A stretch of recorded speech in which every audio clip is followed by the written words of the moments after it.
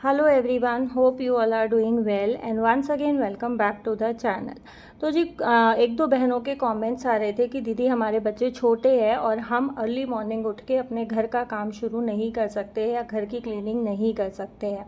तो आप एक ऐसा रूटीन शेयर कीजिए कि हम अगर लेट उठ के भी काम शुरू करते हैं तो किस तरीके से हम इजीली अपने घर के कामों को मैनेज कर पाएंगे। तो जी आज का ब्लॉग इसी पे बेस्ड रहने वाला है और मैं अपने घर का काम शुरू कर रही हूँ मॉर्निंग में लगभग 10 सवा 10 बजे के आसपास। लॉन्ड्री बास्केट मैंने अंदर रखा हुआ है क्योंकि बाहर बहुत तेज़ आंधी चल रही है और कपड़े उड़ने का डर रहता है। तो जब आंधी चलती है तो मैं अपनी बालकनी में जो भी मेरी 2 लॉन्ड्री बास्केट्स रखी हैं उनको मैं अंदर रख लेती हूँ। सबसे पहले मैं लगा ले रही हूँ झाड़ू, और दोनों रूम्स में से मैं ऑलरेडी झाड़ू लगा चुकी हूँ। किचन में लगाने के बाद हवा बहुत तेज़ है जैसा मैंने आपको बताया, तो मैंने सारे जो है गेट बंद कर रखे। अगर गेट खोल दूँगी तो कूड़ा उड़ उड़ के वापस आएगा।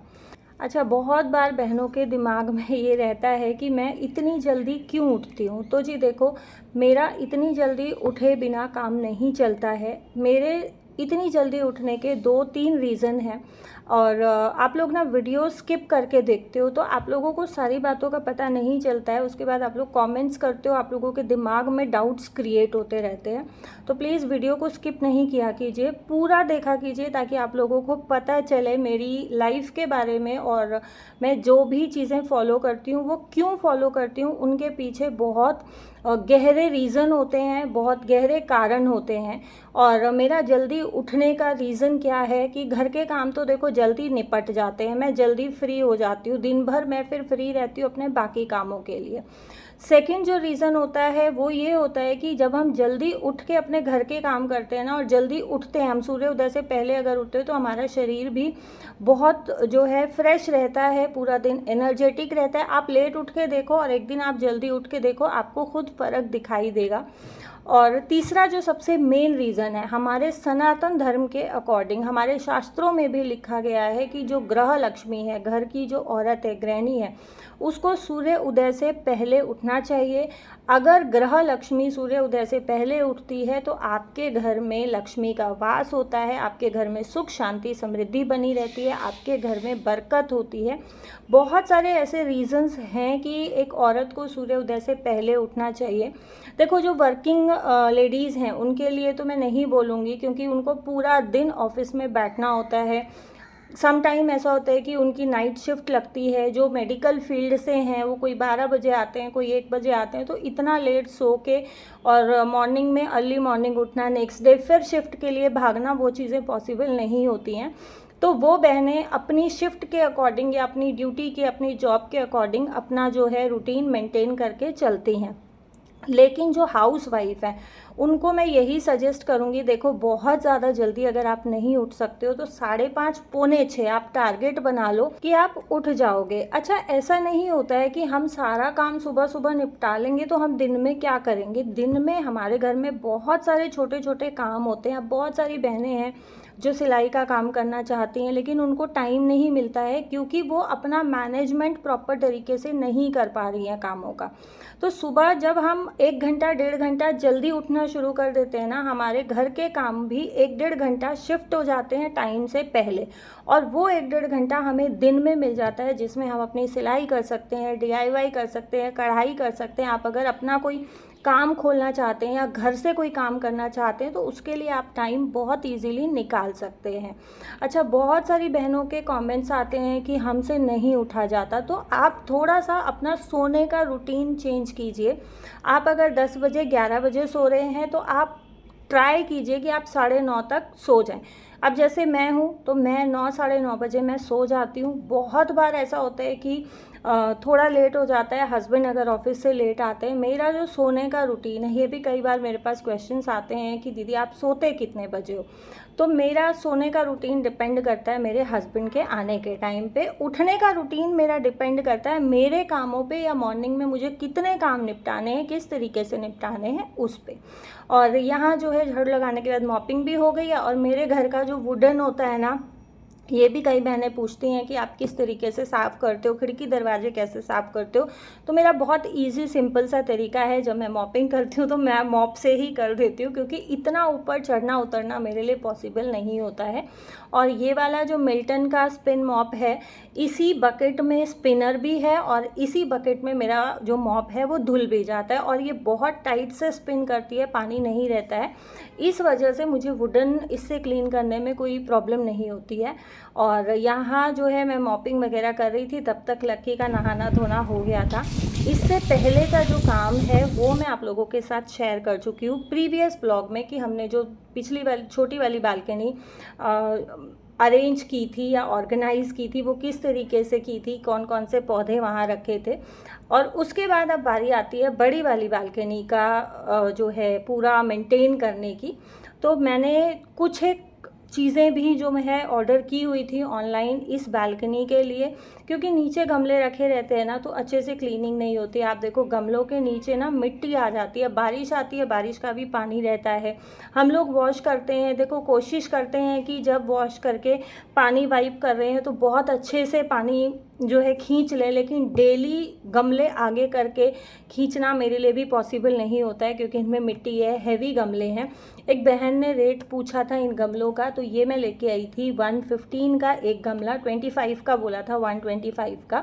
लेकिन हमने बहुत सारे गमले लिए थे, बहुत सारा सामान लिया था, लाइक हमने 2,500-3 हज़ार के आसपास सामान लिया था। पौधे थे, पॉट मिक्सचर था, बीज, गमले, बहुत सारी चीज़ें थी। तो ये भैया ने हमें ये गमले लगाए थे 115 रुपये के। इतना पता मिल नहीं ना कोई टकसाल मैं लेके जाऊंगा, बिना लेके जाएगा कहाँ तो। देख लो भाई, यहाँ मेरा बेटा है ना बालकनी साफ़ करने के मेरे से 500 रुपये मांग रहा है। नहीं तो कह रहा है आप बाल मजदूरी करा रहे हो मेरे से, मेरे को 500 रुपये चाहिए, और जैसे काम बढ़ेगा हर काम के 100 रुपये। और ये पार्सल ना 2-3 दिन से आया रखा है, मैंने इसकी जो है अनबॉक्सिंग नहीं की थी। तो बस अभी हम लोग बालकनी साफ़ करने लगे थे, तो मुझे लगा कि ये बिल्कुल सही टाइम है इस पार्सल की अनबॉक्सिंग करने का, क्योंकि मैंने बालकनी के लिए ही कुछ ऑर्डर किया था। और ये हैं गमले रखने के स्टैंड, लेकिन मैं इन स्टैंड से सेटिस्फाइड नहीं हूँ, क्योंकि जो मैंने पहले जो स्टैंड मंगा रखा है ना गमले रखने का, वो बहुत मजबूत है इन स्टैंड्स के अकॉर्डिंग। ये उतने मजबूत नहीं है। एक तो इनमें जो बीच बीच में जॉइंट के लिए जो पत्ती सी लगा रखी है ना, वो पत्ती नहीं है, वो तार है, और वो तार भी काफ़ी पतला है। जो मेरा ये पुराना वाला स्टैंड है, इसमें डबल लगा रखी है, इनमें सिंगल है और वायर का है ये। वो जो मेरा पुराना स्टैंड है वो पत्ती वाला है, तो बहुत मज़बूत था, बस उसी करके मैंने ये ऑर्डर किया था। और सेम उसी ब्रांड का उसी ऑर्डर पे जाके वो सिंगल मंगाया था। ये मैंने 4 मंगाए हैं, लेकिन वो स्टैंड मैंने मंगाया था 3-4 साल पहले। तो आप देखो 3-4 साल में ना क्वालिटी में और बनावट में कितना फ़र्क आ गया है, बहुत ज़्यादा फ़र्क आ गया है। तो मैं सेटिस्फाइड नहीं हूँ। वैसे मैंने 735 के 4 मंगाए हैं, बट ठीक है। देखो अभी ये है कि मुझे बार बार ना गमले नहीं हटाने पड़ेंगे, इन रैक्स के नीचे से क्लीनिंग में थोड़ा सा मुझे भी कन्वीनियंट हो जाएगा, और डेली अच्छे से क्लीनिंग भी हो जाएगी, पता भी चल जाएगा कि गमलों के नीचे मिट्टी है या नहीं है। और ये डस्टबिन वाला आइडिया ना बहुत सारी बहनों को बहुत अच्छा लगा था। और देखो घर में हमारे में बहुत सारे सामान ऐसा होता है जो हम सोचते हैं कि टूट गया है, वेस्ट हो गया है, अब हम यूज़ नहीं कर सकते, हम उसको फेंक देते हैं। लेकिन देखो हर चीज़ फेंकने के लिए नहीं होती है। घर में अगर एक कागज़ भी फटा है ना, तो उसको भी हम किसी ना किसी तरीके से यूज़ कर सकते हैं। अभी मैं आपको दिखाती हूँ कि हमारी बालकनी स्टैंड लगने के बाद कैसी लग रही है। तो जी ये मेरा धनिया है जो मैंने बोया था, इतना सही हुआ है, बीच बीच में साइड के का था पता नहीं है। मोगरा सूख गया था, और जो मैं पिछले वीडियो में आपको नुकसान का कहती थी ना, मेरा ये पेड़ टूट गया पूरा, और मुझे इतना दुख हो रहा है, पता नहीं अभी होगा कि नहीं होगा, बट हिम्मत में नहीं हारती हूँ। ये हमारी तुलसी मैया हैं और बहुत अच्छे से ग्रो कर रही हैं। पिछले फ्लैट में तुलसी मेरी रुकती ही नहीं थी, सूख जाती थी, लेकिन यहाँ बहुत अच्छे से ग्रो कर रही हैं। कड़ी पत्ता मेरा बहुत अच्छे से ग्रो कर रहा है। मैंने जो बोलते हैं ना पत्थर में फूल खिला दिया, तो मैंने एक डंठल में जो है पौधा उगा दिया। मुझे बहुत खुशी है कि मैंने हिम्मत नहीं हारी, और इसीलिए कहा जाता है कि हिम्मत करने वालों की कभी हार नहीं होती। तो हमें कभी भी हिम्मत नहीं छोड़नी चाहिए, कोशिश करती रहनी चाहिए। जब हम कोशिश करते रहते हैं ना तो भगवान भी हमारा साथ देता है और हमें सफलता ज़रूर मिलती है। और ये मेरी बालकनी का ओवरऑल लुक है, कैसा लगा आप लोग ज़रूर शेयर कीजिएगा। अच्छा, काम करते करते भूख का भी टाइम हो गया है तो लंच की तैयारी कर लेते हैं। और आप लोग हमेशा से शिकायत करते हो कि आप बिना लहसुन प्याज वाली रेसिपी बहुत कम शेयर करते हो, तो आज मैं आपके साथ without onion garlic recipe share कर रही हूँ। यहाँ मैंने बैंगन में 4 कट लगाए हैं और अच्छे से देख लिया है कि बैंगन में कोई कीड़ा तो नहीं है, तो इसको मैं बिल्कुल मंदी आँच पर भून लूँगी। अगर आपके पास इस तरीके का स्टैंड नहीं है ना तो आप डायरेक्ट इस पे भी भून सकते हो। और अगर आपको डायरेक्ट चूल्हे पे नहीं भूनना है, आप इस पे तवा रखें, तवे के ऊपर बैगन रख के बड़े पतीले से इसको ढक दें और बिल्कुल मंदी मंदी गैस पे भूनें। उस पर भी जो है बैगन बहुत अच्छे से भूनता है। मैंने दोनों बैगन भून लिए हैं। अब मैं इस पे भूनने वाली हूँ टमाटर। और टमाटर ना बैगन के भरते में यूजुअली मैं भून के नहीं डालती हूँ, बट आज मेरा मन हुआ कि चलो भून के डालते हैं, और ये भून के डालने वाला एक्सपीरियंस मेरा कोई ख़ास नहीं रहा। यहाँ साथ साथ मैं चढ़ा दे रही हूँ मटर बॉईल होने के लिए। मटर में मैं सिर्फ 1 सीटी लगाऊंगी। और मटर वाला बैगन का भरता ना बहुत डिलीशियस लगता है, और आप लोगों ने अगर ट्राई नहीं किया है तो प्लीज़ ट्राई कीजिएगा, बहुत अच्छा बनता है। यहाँ टमाटर भी जो है मेरे भुन गए हैं। यहाँ बस एक चीज़ थोड़ी सी ठीक मुझे लगी कि टमाटर भुनने के बाद ना स्किन इसकी बहुत आराम से इजीली पील ऑफ हो गई। लेकिन ये हाइब्रिड टमाटर थे तो ये अच्छे से ना कुक नहीं हुए थे, हार्ड रह गए थे, बाहर से स्किन जल गई थी और टमाटर पके नहीं थे। तो यहाँ मैंने सरसों के ऑयल में हींग जीरा डाल दिया है और अभी जो है टमाटर जो हमने भुने थे वो डाल दिए हैं। मैशर की हेल्प से देखो, मैं इसको मैश करने की कोशिश कर रही थी बट ये नहीं मैश हुए, तो मैंने मैशर से इसको थोड़ा थोड़ा काट काट के ढक के भून लिया है। और इसमें मैंने ना हल्दी नमक डाल के भूना था। अब मैं इसमें डाल रही हूँ कश्मीरी लाल मिर्च, जीरा पाउडर और गरम मसाला। हम बिना लहसुन प्याज का बना रहे हैं तो इसलिए मैंने इसमें और कोई मसाला ऐड नहीं किया है।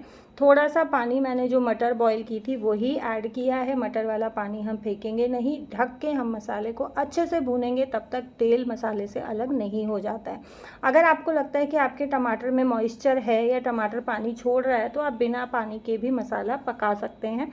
अब इसमें मैंने ऐड कर दी है बॉईल की हुई मटर। इसको फिर से हम 5 से 7 मिनट के लिए भून लेंगे ताकि मटर भी अच्छे से मसाला नमक मिर्च एब्जॉर्ब कर ले और फीकी फीकी ना लगे।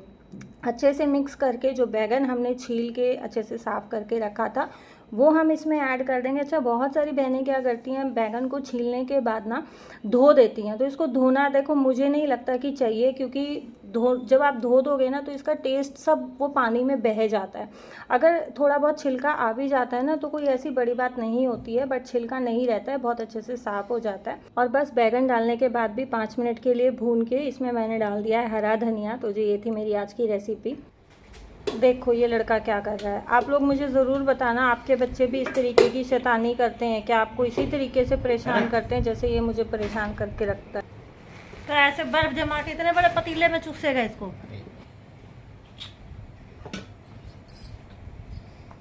ये बर्फ है, नुकसान करेगी, मत खा।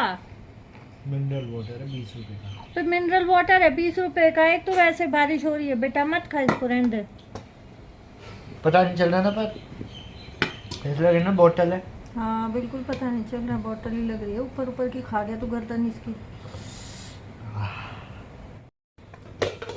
अरे ये तो एक तरफ से ऐसी होगी भुट्टी सी, देखना नीचे से यहाँ से पिघल गई। चलो छोड़ो यार, मम्मी अभी से पिघलने देती है। कराटे छोड़ो। क्या लगता है हम इसको तोड़ पाएगा? चोट लग जाएगी हाथ में। लोखंडी हाथ है, लोखंडी।